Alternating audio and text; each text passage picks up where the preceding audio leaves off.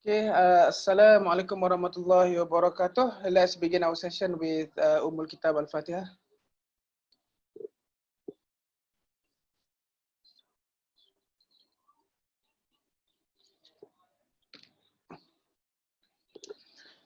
Okay, have we got everyone here? There is 36 of you. How many? How many should be? 38.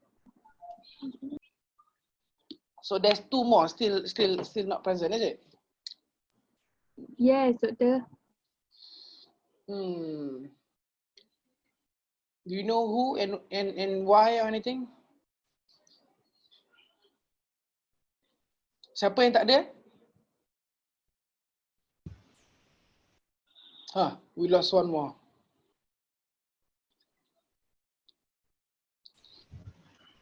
Okay, all right. I think there's no role in waiting. Okay. Anyone can tell us what's the topic for today? Growth and nutrition. Yes. So we only have 1 hour because I have another lecture at 3. So let's see how things goes. Okay. I hope you can see my slide. Okay, can you see my slide? Yes, can see, Doctor. Okay, all right. So the topic is nutrition and growth. How to go this? Okay.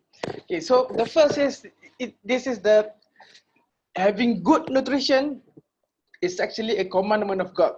Allah mentioned in Surah Al-Baqarah, verse 168, Ya ayuhan nasu kulu mimma fil ardi halalan tayyiba wa la tattabi'u khutuwati syaitan innahu lakum aduwwum mubin. O mankind, eat of that which is lawful and good on earth. So halalan tayyiba. When Allah mentioned something for us to eat, He mentioned 2 criteria. So the first criteria is halalan. So halalan is the Sharia compliance aspect. So the food that you eat, it should comply with the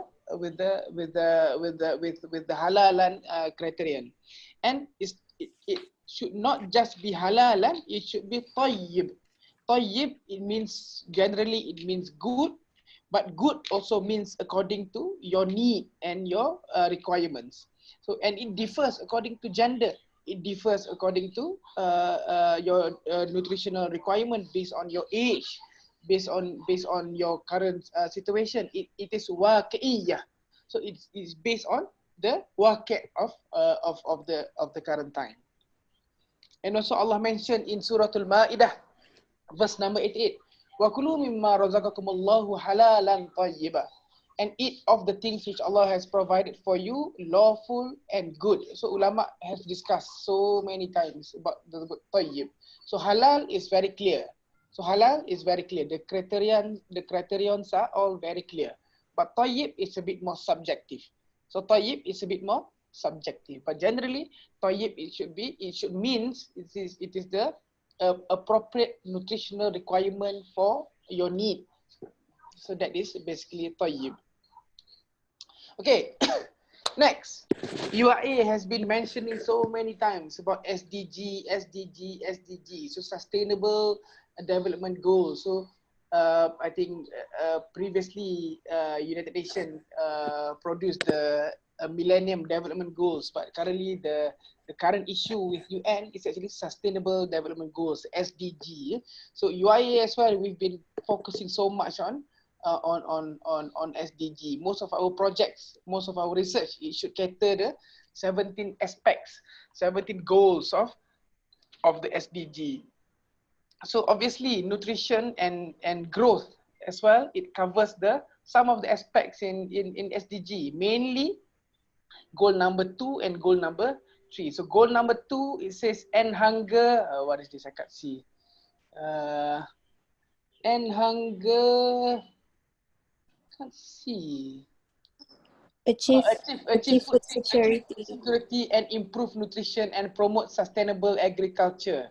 So basically, if you look at UN's website, it mentioned like issues about food insecurity. So before COVID-19, food insecurity was already on the rise. It's already on the rising trend for the past 5-10 years. And now with COVID-19, things will get worse in many countries as well. And another issue is about stunting and wasting. So stunting and wasting among children are likely to worsen. Obviously, with COVID-19, even before COVID-19, things are getting worse. In poorer countries, in affected communities such as Rohingyas, refugees, things are not getting better. Things are actually getting worse for them. And with COVID-19, things are getting much worse. So with supply in the world, so transfer of trade of items is actually reduced during COVID-19. So obviously, the effect in terms of food supply, food insecurity and things is getting worse. And stunting and wasting, so malnourishment in children is among the issues. I'll show you the current situation in Malaysia as well. So item number 3 is ensure healthy lives and promote well-being for all at all ages. So basically, there are many health areas needs to be continued, but needs acceleration. Among others is child health, maternal health, and things. So child health, among issues more important in child health is actually growth and development.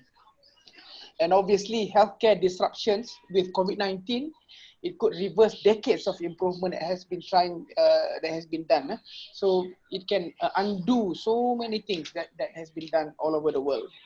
And they were expecting hundreds of thousands of additional under 5 deaths are expected. The issue is the additional death is not due to COVID-19. It's basically due to other issues surrounding healthcare in children. Access to healthcare, overwhelming of healthcare facilities. So like if you listen to news in the United States, for example, past few days were the worst increment of case in US, more than 70,000 cases per day. Many ICUs are overwhelmed already. Alhamdulillah, we in Malaysia, our situation is much more controlled. Our new cases are steady. I think we are in very much control. If we can control our border, Malaysia actually we are in control with COVID-19. Okay, next, WHO mentioned in this progress report, this is quite a long time ago, in the year 2000, so 20 years ago. So WHO mentioned nutrition is the cornerstone of health and development. So they mentioned nutrition is fundamental pillar of human life and health and also development. So life, health, development, everything depended on adequate and proper nutrition. And from birth, throughout infancy, childhood, adolescence, and even adulthood and old age, proper food and good nutrition are essential. They are essential items for survival. Good physical growth, good mental development, good performance in terms of life performance and also productivity, health and also well-being. So nutrition is actually very, very important. Not just it's important for, for our life. Good nutrition is actually a human right. It's mentioned in so many articles.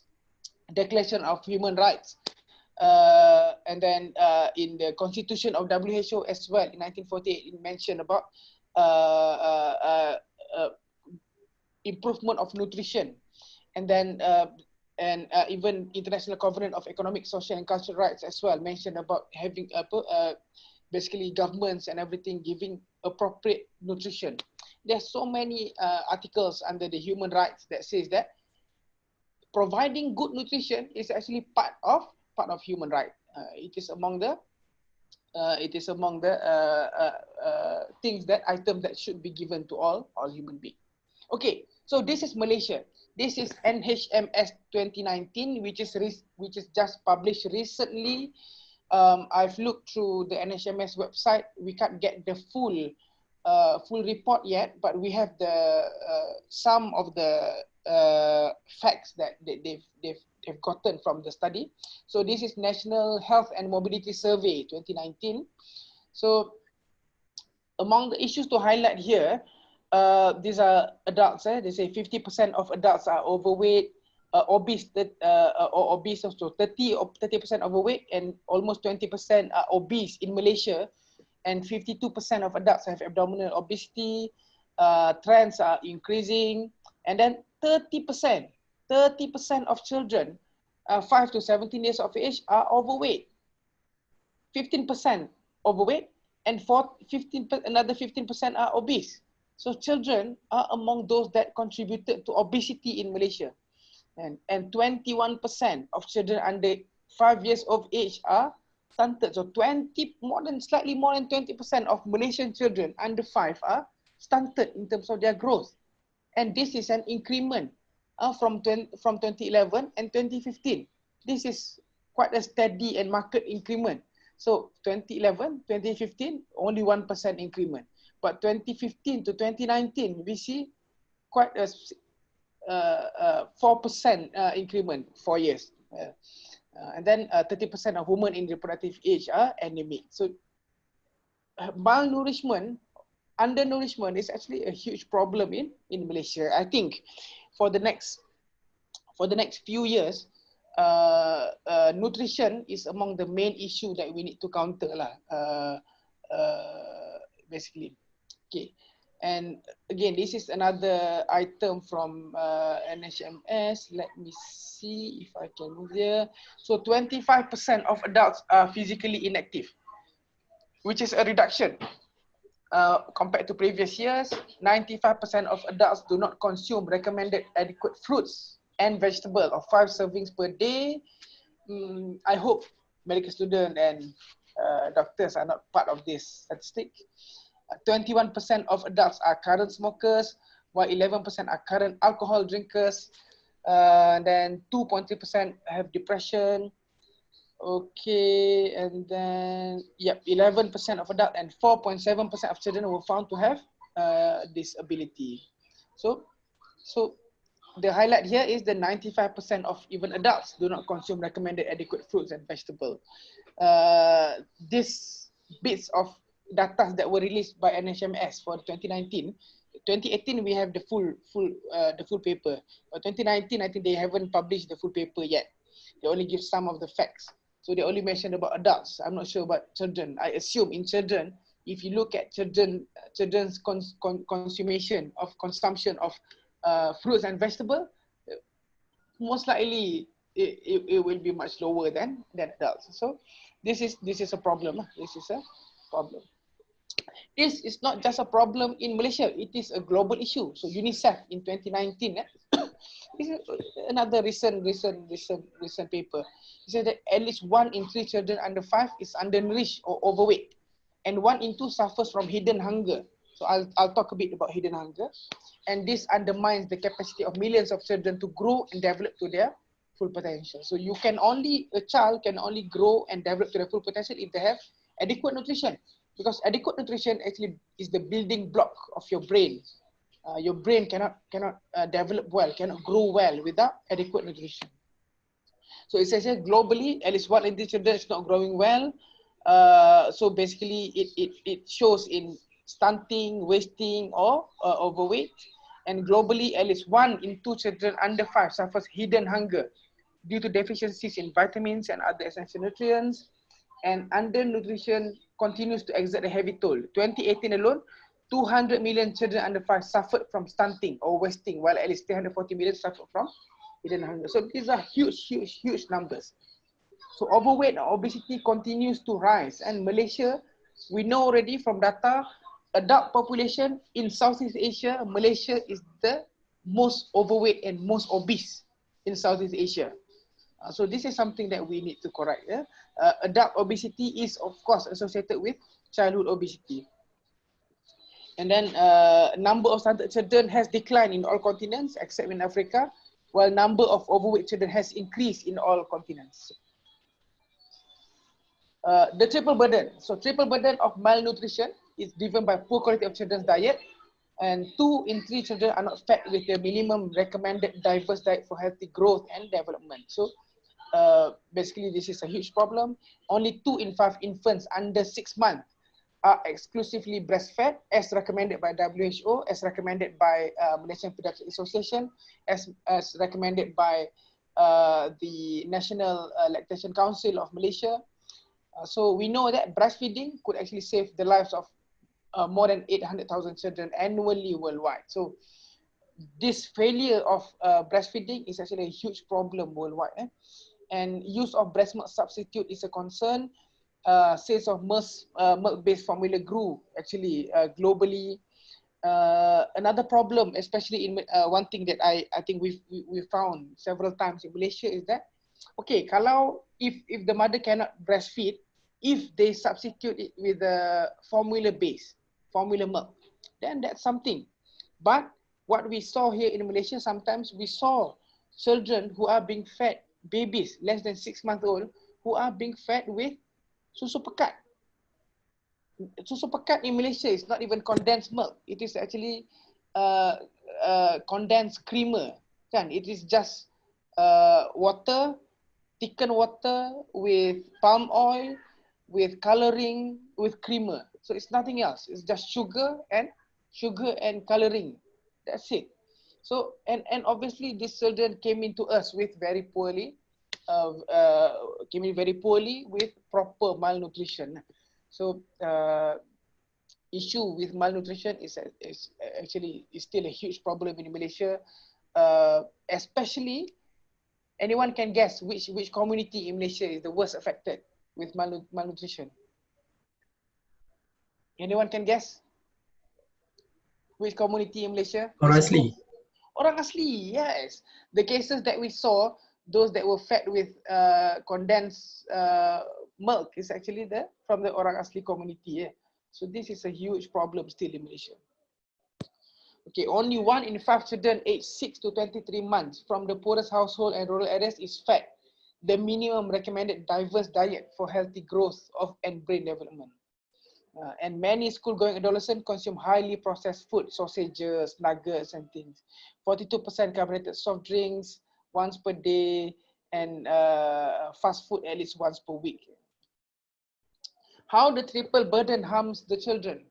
So basically, how it affects? So basically, triple burden, it means undernutrition, hidden hunger, and overweight. So undernutrition, the child may be stunted and wasted. There will be poor growth. The child will be prone for infection because your body can activate an adequate immune response. And obviously, it can lead to death. We've seen, even in Malaysia, we've seen children die due to malnutrition. It can cause poor cognition, poor cognitive function, school readiness, school performance. It affects poor earning potential later in life. So it reduces the potential of the children later in life as well. Hidden hunger basically covers about micronutrient deficiency. So obviously poor growth and development, poor immunity, if you affect things even like zinc deficiency, calcium deficiency, tissue development, and also poor health and risk of death. Things like protein energy malnutrition. And then the last item is actually overweight, including obesity. Overweight is actually the current problem. It is increasing. So overweight, it used to be a problem in rich community, but now it's getting more increase in poorer community as well. Why is getting increase in poor community? Is because of the quality of the diet. Okay, quality of diet. So effects of globalization. So because of globalization, this is also another paper by UNICEF. So globalization, urbanization, inequities, humanitarian crisis. So sad to say, humanitarian crisis. Malaysia is another area. This is something that we don't acknowledge in Malaysia. Issues with refugees. We always, last time, I think last few weeks kan, ramai orang marah Al Jazeera sebab kutuk Malaysia kan. I don't know lah. There's so many things that we cannot say. But I think how we treat refugees are not ideal. are not ideal, I must say. How we in Malaysia, we treat refugees are definitely not ideal. There's so many issues surrounding them. There's so many issues, so many problems. So globalization is shaping food options and choices. 70% of processed food sales controlled by just 100 large firms, Nestle, blah, blah, blah. And then cities, many poor children live in food deserts. They don't have healthy food options, but they have abundance of high calorie, low nutrient processed food, penuh dengan junks.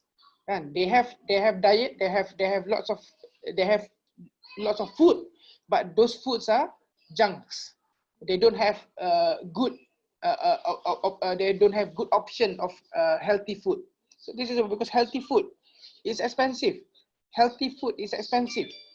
This is the problem. Sometimes buying carbonated drink, I guess, lagi murah daripada mineral water.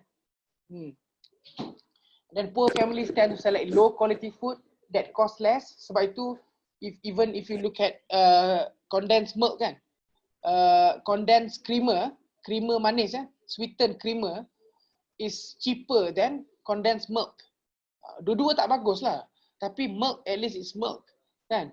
But in Malaysia, we don't have, so few people beli proper condensed milk. Ramai beli pun, dia beli sweetened creamer. So these are all unhealthy diet. These are all unhealthy diet. And then, and then climate shocks, loss of biodiversity, damage to water, COVID-19, are all actually worsening the nutritional prospects of millions of children and young people. So this is a huge problem in the whole world. So for us, for you, medical students, what do we need to do? So we know already, this is a huge problem worldwide. It's a huge problem worldwide. It is a huge problem in Malaysia. And as I mentioned before, especially with overweight and obesity, this will be the problem for the next few years. This will be the next problem. I think we in UIA as well, we are planning some program to tackle issues related to malnutrition, obesity and things. So what to do? So when you plug patient, you should always put in growth chart. Have you seen proper growth chart? Let's see.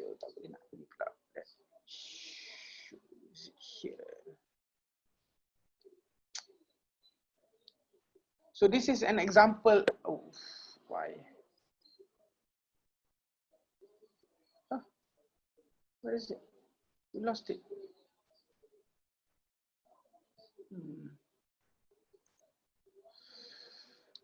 Wait, let me stop sharing first. Where is my growth chart? Sorry. See.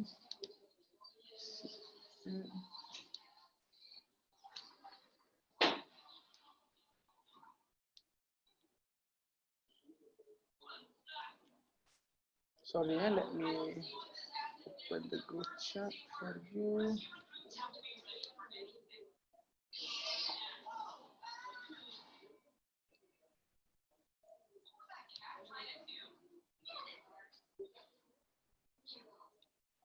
Okay, where is the sharing?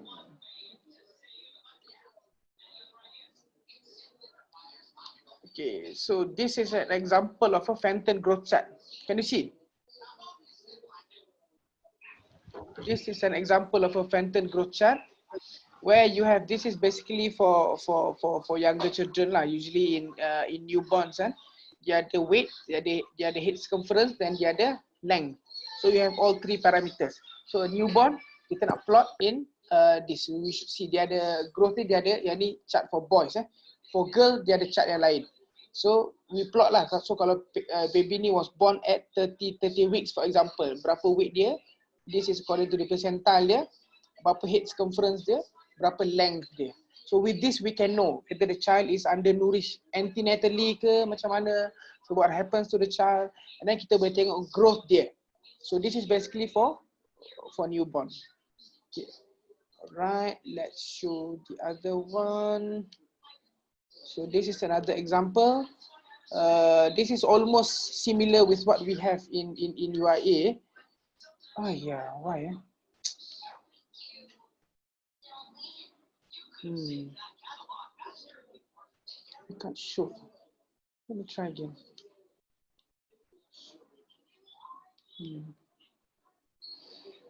Okay, it's all right. It's all right. I don't know why I cannot share.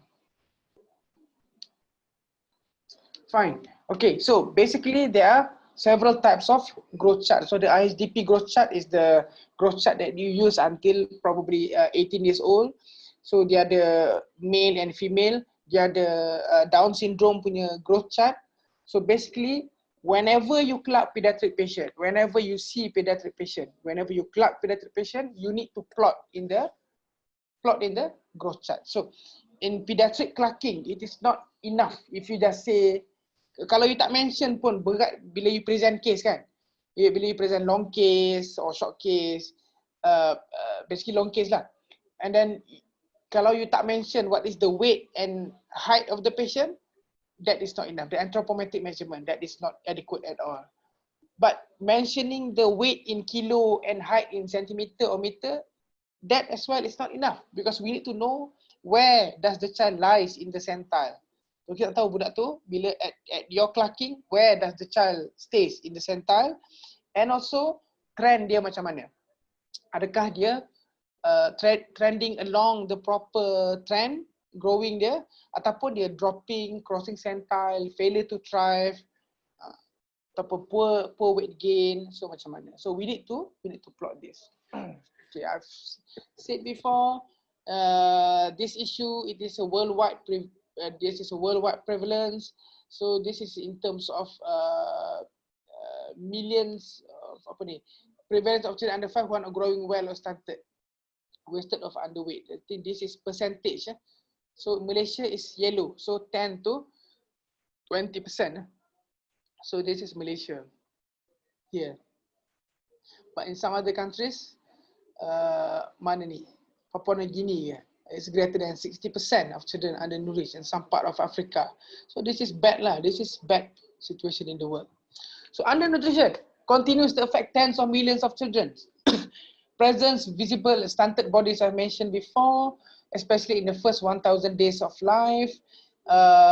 Basically, more than second birthday and everything, it will affect the child in terms of if the child is undernourished, and the child may carry the burden of early stunting for the rest of their lives because they have inadequate storage, their brain, because you know our brain, bila kita punya brain fully developed.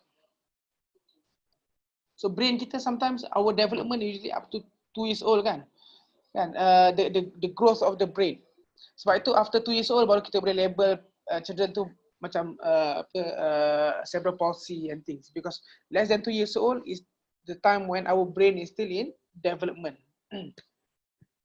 So undernutrition is also evident in the wasted bodies of children at any stage of life. Maknanya contohnya kalau dia bermula okay and then ada food shortages, ada poor feeding practices, and then we can see some changes. Issues with rickets, for example, we still see rickets in Malaysia. So in 2018, 149 million children under 5 were stunted, and almost 50 million children the whole world are wasted. So these are huge number, huge problem. Hidden hunger. What is hidden hunger? So hidden hunger is deficiency of essential vitamins and minerals. Often they are referred to as micronutrients, calcium, zinc, basically things like protein, energy, malnutrition. So they rob children of their vitality at every stage of life and undermine the health and well-being of children, young people and women. This is a huge problem all over the world. Heavy toll is made more incident by the fact that hidden hunger is rarely noticed. So sometimes kita tak perasan kalau zinc deficiency bila kita perasan. Sometimes kita perasan bila dia ada banyak skin lesion. The child sometimes dia dapat frequent infection, frequent pneumonia for something. And then baru kita notice, oh actually the problem is zinc deficiency. Because to test for micronutrients, to test for zinc, to test for selenium, to test for okay, benda macam magnesium, calcium is much easier. Tapi benda macam zinc, benda macam selenium, those are all not easy to test. We don't do that in UIA, so we send outside. Sometimes the result takes weeks or months baru dapat result. So bila dapat result lambat, and then cost pun mahal. So siapa nak bayar that cost? In Malaysia, obviously, it's not easy for us to actually test all those things. I think zinc 100 plus lah kita nak test. Kalau kita nak test zinc level, 100 plus ringgit. And who bears the cost? Even in government hospital, the cost is not covered. Cost tu kena bayar. Kena ada orang yang bayar that cost. Overweight and obesity. Number of obese girls and boys between age 5 and 19 have soared. It's been increasing, rising 10 to 12-fold globally. In Malaysia, we've showed in Malaysia how the increment is 20% now in Malaysia. So overweight, previously it was condition of the rich. Now even the poor. So basically because of cheap calorie, junk food.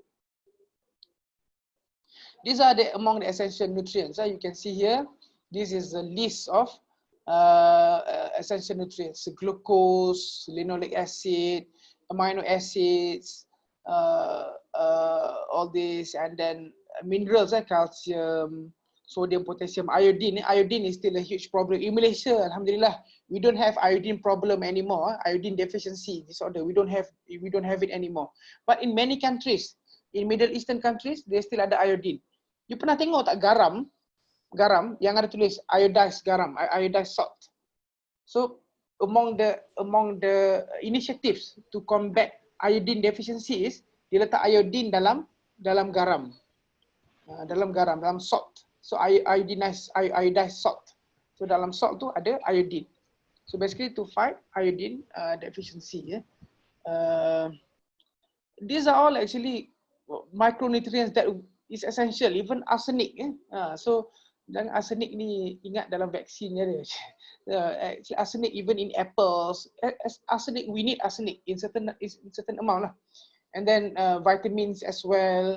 So these are all important micronutrients that we need, children need for their growth and well-being. Malnutrition actually affects people at different lifespan, across the lifespan.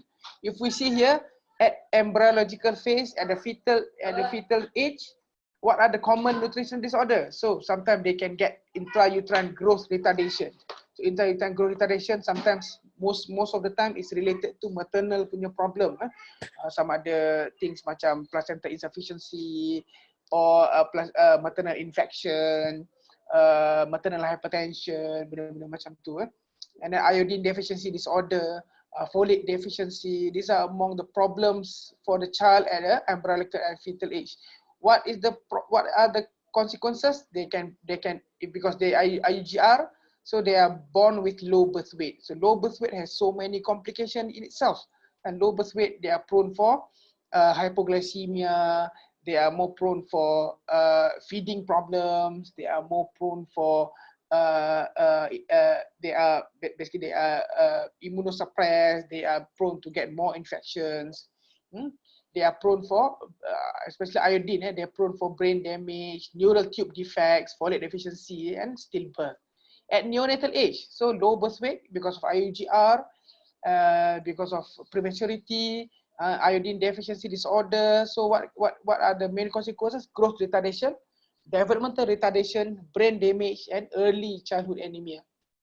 Infant and young child, basically protein energy malnutrition, iron deficiency, iodine deficiency, vitamin A deficiency, and also iron deficiency and anemia. Iron deficiency anemia is in Malaysia, sadly, is still a huge problem. We still see, I've seen children in Malaysia with iron deficiency anemia come in with hemoglobin of 5, 4. This is very, very low, very, very low. So it means that the child has been deficient for quite a long time already. So what's the problem? They can have continuing malnutrition, they have developmental retardation, they are at prone of more infection, they are high risk of death, goiter because of iodine, they are prone to get blindness, anemia, and adolescent, PM, iodine deficiency, iron deficiency, anemia, folate deficiency, calcium deficiency. So these are all the problems. Delayed growth, stunted height, goiter, infection, and all those things. These are in adult group. So in adults, obviously these are the things. I'll give you the slides that you can read.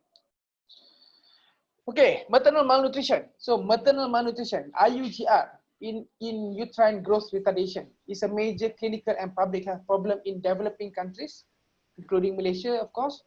30 million newborns, 23.8% of 106 million births per year are affected every year. So this is a huge problem. In Malaysia, I think even in UIA, we commonly see lots of IUGR babies. I think once every week we see at least once in UIA with our low birth rate in UIA. But in hospitals such as HTA, incidence of IUGR is very, very common. But this is a problem of developing countries. In developed countries such as UK, Canada, US, Japan, for example, Japan has among the best in terms of neonatal punya service. Japan is among the country that kalau baby tu 22 weeks gestation pun boleh survive.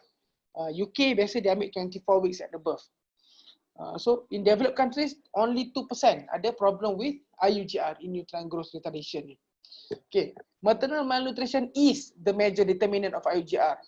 Okay, so evidenced by low gestational weight gain, low pre-pregnancy body mass index, and short maternal stature. We Asian dalam kita memang short. Kan, and then maternal anemia, GI symptoms, respiratory infection, malaria, cigarette smoking are also important etiological factors. In Malaysia, we don't usually get malaria now actually. In certain Pahang still ada malaria sebenarnya. So IUGR significantly increases risk for the infants and young child. They increase malnutrition, increase morbidity, increase mortality. It's associated with poor cognitive outcome, associated with poorer neurological development, and also they are at risk to develop other disease at later in adult life, cardiovascular disease, high blood pressure, and then obstructive lung disease, diabetes, renal disease. These are all associated diseases with children with IUGR. Okay, so vignettes, important points for you. So I've just given you the main point why this is a problem, why this is a concern. So the main point is when you clerk a patient, when you see a patient, children especially, mungkin well in adult sometimes kalau you dapat internal medicine sebelum ni, sometimes it is important, but in children it is much more important. So nutrition is an important determinant of growth and development and health. So it is very important. Nutritional history is very important in clerking. I've seen so many medical students bila dia clerk, sometimes dia tahu dah dalam dia punya problem pun dia tahu dah patient ni ada morbid obesity. Tapi bila dia clerking, bila dia present, dia tak present the nutritional history. Dia tak present apa yang child ni makan, what are the dietary history, kan? In a child with recurrent infection, for example, we know that nutrition, malnutrition, undernourishment causes risk in infection. So you need to get the proper nutritional history. Nutritional history, especially in pediatrics, is very important. Kan? Even things macam contohnya, patient datang dengan AGE, acute gastroenteritis. Obviously, you need to get the full nutritional history. Kan? Kalau a newborn less than 6 months old presented with acute gastroenteritis, obviously you need to ask about nutritional history. Because why? Because children less than 6 months old, they should be breastfeeding. So kalau they breastfeeding, how can they get acute gastroenteritis? So there must be something that's happening. So you need to get proper nutritional history. And then I mentioned this before, always get the anthropometric measurement. Always get the weight, height, head circumference in children less than 3 years old. Always get the anthropometric measurement. But the centimeter, the kilos is important. But more important is actually to plot in the growth chart. You need to tell us, patient ni weight dia is berapa kilo and it is where in the centile? Is it at the 50th centile? Is it above 95th centile? Or is it less than 3rd centile? So kena cerita lah, kena tunjukkan, kena bagi tahu. And then you also need to look at the trend of the growth chart. Kan? Kalau children, biasanya kalau masuk ward, mother akan bawa buku baby tu. So in that buku baby tu, dia ada growth chart dalam tu, dia ada serial recording of the weight and height of the baby. So you plot. So plot. So obviously, if you present cases, long case, obviously, we will ask you to present this. You are expected, if you don't present this, then you actually deserve to fail. Because in pediatrics, growth is actually very important. Growth, nutrition is very important as well. And again, we as a doctor, you all as future doctors, we need to look at the patient as a whole. Kita bukan just tengok at the disease, bukan just tengok at the throat, bukan just tengok at the lung, bukan just tengok at the abdomen, but we look at the nutrition. Is the child feeding well? Is the child getting halalan tayyiban in terms of dia punya feeding? Is the child growing well? Growth dia macam mana? And then social issues as well. Because sometimes nutrition and growth is actually affected by social conditions. What are the incomes? Are they okay? Do they have adequate housing, proper housing, good sanitation? So all these things are important in your clerking. I think this should be my last slide. Yes. Any question? Any issue? Clear? Boring? Ngantuk? Tidur belaka dah? Ada doktor. Ada? Hidup lagi Ada. Ada. Okay. So any issue? Any question? So this is I'm not gonna give you I haven't given you the details in terms of iodine deficiency, what are the values, what are the numbers, calcium deficiency, what are the values, what are the numbers. I don't think it is important to tell you at this point. Because if you look at proper nutrition and growth issue, dia ada different. Kalau newborn punya nutrition and growth, there's so many things to actually cover. Dia separate 2-hour lecture. Toddler punya malnourishment in toddler age, in adolescent, they are different. So those are 2-hour lecture each. But what I'm trying to impart on you is that this is a problem. This is a huge problem. And you all are third years, tahun depan akan jadi third year kan? Tahun depan akan jadi fourth, end of this year akan jadi fourth year, lepas tu jadi fifth year, lepas tu jadi doctor. Kan? Obviously obesity is a huge problem. Lagi tak nampak peramai yang obese kan. So obesity is a huge problem. Childhood obesity is a huge problem. And in URA, you can expect for the next few years, we'll have few projects in relation to malnourishment in children.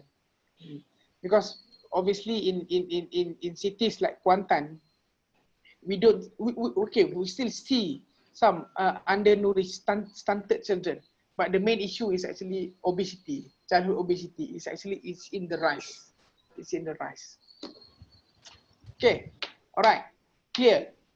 So, if you guys present case later on, kalau tak bagi tahu berapa weight of the child, tak bagi tahu, tak plot dekat growth chart, kena sula seorang-seorang. Okay, any question? Tak ada? Faham? Doktor nak tanya. Okay. In childhood obesity kan, apakah cara yang terbaik untuk dia orang lose weight? Sama ada melalui diet ke, exercise ke, ataupun both?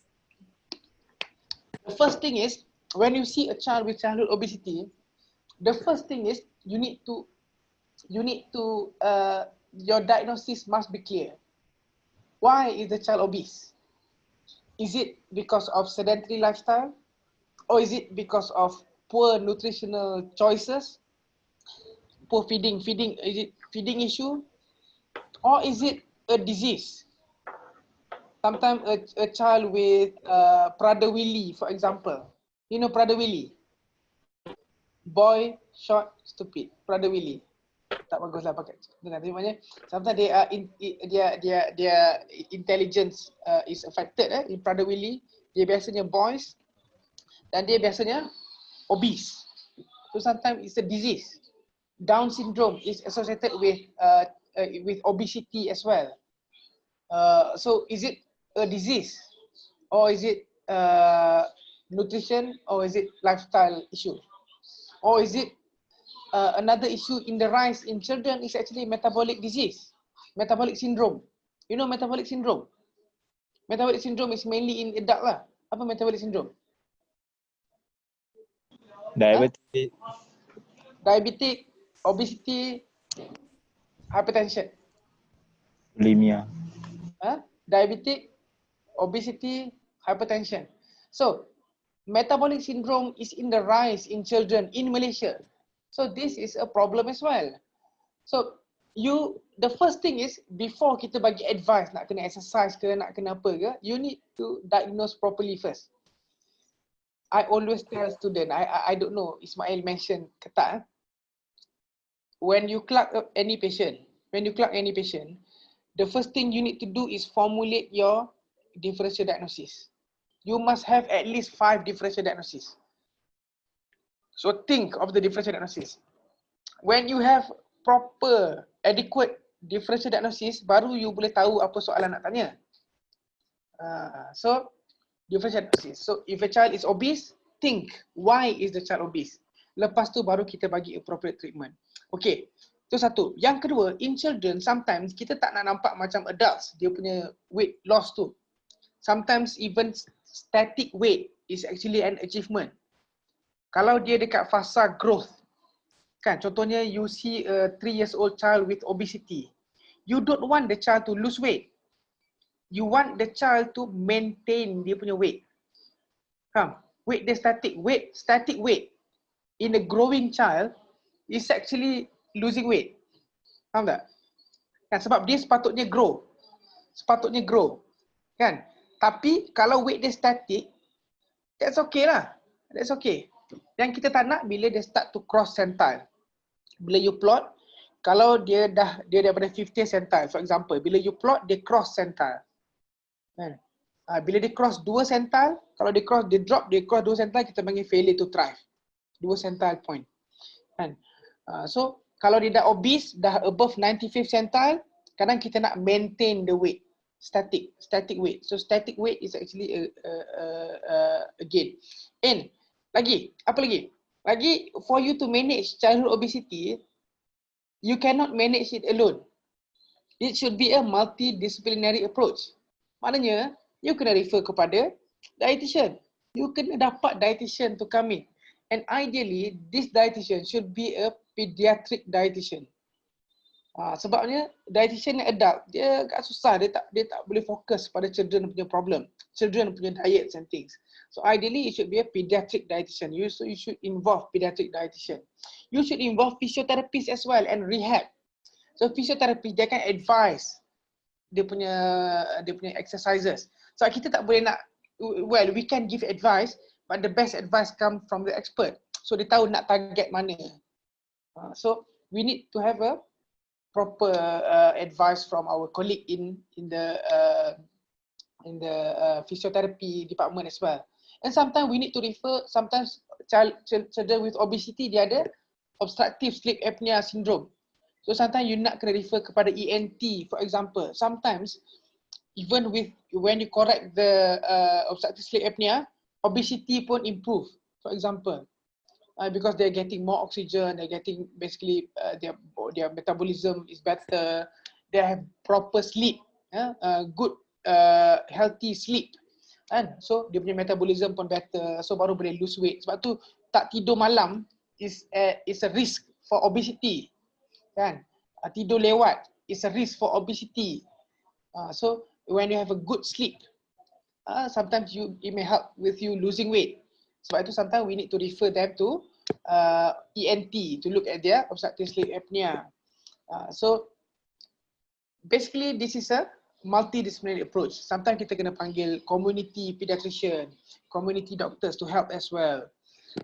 Sometimes kita kena get involved with the school. Sebab problem with school, you tahulah makanan kat sekolah macam mana kan? Dah lah mahal. Kan nasi lemak kat sekolah tu kan? Dah lah mahal.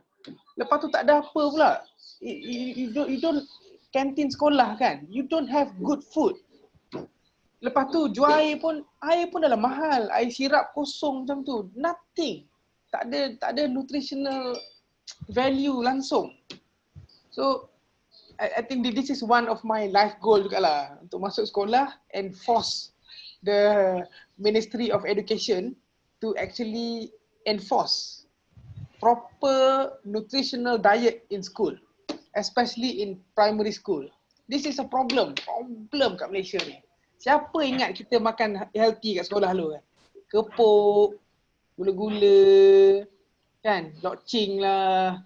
Semua unhealthy lah. Nasi lemak kita makan tu pun kalau sedap tak apa. Kalau tak sedap, unhealthy pula tu. Teruk betul rupanya. Kan? Harga mahal. Kalau murah tak apa. Kan? Dulu masa saya sekolah rendah dulu, I bring to school 50 cent. Cukup makan tau. Sekarang cuba bagi 5% kat budak-budak. Dia buang balik, ambil balik bapak. Kan? So, dah lah mahal. Dalam mahal, lepas tu tak ada quality, tak ada healthy, doesn't add nutritional value. So, lepas tu kita complain, budak gemuk, budak ada nourish. Tapi kat sekolah kita bagi dia makan rubbish. Kan? So, this is a huge problem. So, kalau macam this is kita identify problem kat sekolah, for example. Lepas tu kat luar sekolah kan, ada pakcik-pakcik bawa motor jual kepuk, sedap kan kepuk dia kan. So budak-budak beratur lepas sekolah kan, dekat pagar sekolah kan, luar pagar sekolah tu, padang sekolah, kat luar pagar tu ada meja satu, jual lah semua gula-gula, semua merapik-rapik ni kan. Biasalah kat sekolah tu kan. So semua, lepas tu kita complain, budak gemuk, budak ini, budak tak sihat, ada infection. Tapi we are giving them all this rubbish to eat in school kan. So banyak benda lah. So kalau kita identify this is a problem at school, so kita kena involve teachers. So kena panggil lah. So kita as doctors, kita tulis surat pada sekolah. So this is our patient, problem is obesity. And we identify that the main source of unhealthy diet is the school. So please back up. For example. Kan? Lepas tu kita panggil lah teacher, mai datang teacher kita bincang. Ataupun kita pergi jumpa, pergi buat school visit, jumpa headmaster. Macam mana kita nak settlekan this problem? So because we treat patient as a whole. Kita bukan just treat satu problem je, kita treat patient as a whole. Okay. So the idea is first proper diagnosis, nombor 2 multidisciplinary approach, nombor 3 is kita kena balance between controlling diet. Sebab kalau kita restrict diet too much, dia mungkin tak dapat, dia akan pergi kepada micronutrient deficiency pula. Kan? Kalau adult boleh lah, adult you punya reserve banyak. Kan? Tapi in children dia tak cukup. Kejap, give me 1 second to plug into my power.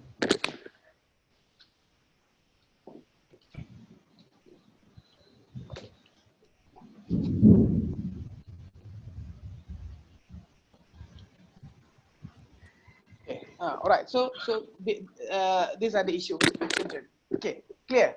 Any other question? Clear lah Okay.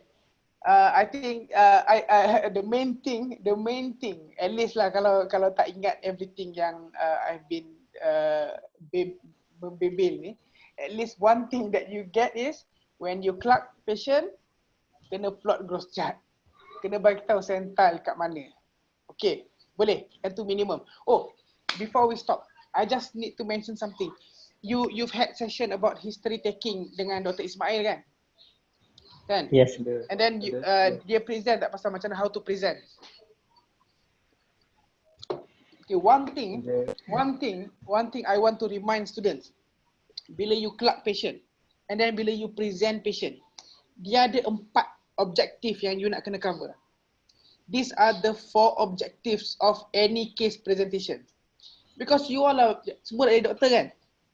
Ada tak siapa-siapa yang nak jadi lawyer ke, nak jadi tukang jual insurans ke, nak jadi agent kowe ke, kan? Semua jadi doktor lah kan?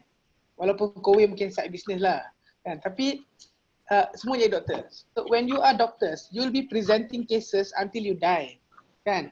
Okay, so the point is, when you present a case, dia ada 4 main objective yang you nak kena cover. The first objective is to get to or to focus to sell your provisional diagnosis. So your presentation mesti cover, mesti fokus, mesti trying to sell your provisional diagnosis. Orang yang dengar tu dia mesti clear, oh this is the provisional diagnosis. So that's the first objective. Second objective is to rule out your differential diagnosis, and you should have at least 5 differential diagnosis. So your presentation mesti cover, mesti rule out at least 5 differential diagnosis. That is the second objective. Third objective, your presentation must actually look for the complications of the disease, because all disease has complication. No disease in this world does not have any complication. Nothing in this world tak ada complication. Everything ada complication. Minum air kosong pun ada complication. Everything ada complication. Nothing. Dalam dunia ni tak ada apa tak ada complication. Duduk saja pun ada complication. Semua ada complication. So your presentation must look for the complications of the disease. And number 4, your presentation must look at the complications of treatment. Because the patient before you jumpa dia, probably has been receiving some kind of treatment. And every treatment has complication. Pasang IV drip ada complication. Bagi paracetamol ada complication. Bagi air kosong ada complication. Tak buat apa-apa. Since admission tak buat apa-apa. Tak buat apa-apa pun ada complication. So everything you do or you do not do has complication. So your presentation mesti cover that as well. So ada 4 objective that you need to cover. Provisional diagnosis, rule out all your differential diagnosis, at least 5. Look for complications of the disease. Look for complications of the treatment. Why these objectives are important? Bila you present, you mesti cover all these 4. Dia important juga because only when you know these 4, then you know what questions to ask. Obviously, you bolehlah bagi open-ended question. Apa masalah? Kenapa datang hospital? But sometimes you nak kena give targeted open-ended question juga. Targeted question, for example. Kan, targeted questioning, targeted clerking. So, you can only ask appropriate question kalau you tahu what are the differentials. You tahu what is the provisional. If you have these 4, if you cover these 4, baru you tahu apa soalan nak tanya. Okay, so that is my last point about clerking and history taking and also case presentation. Okay, I think that's all. Let's end our session with tasbih kafarah surat as.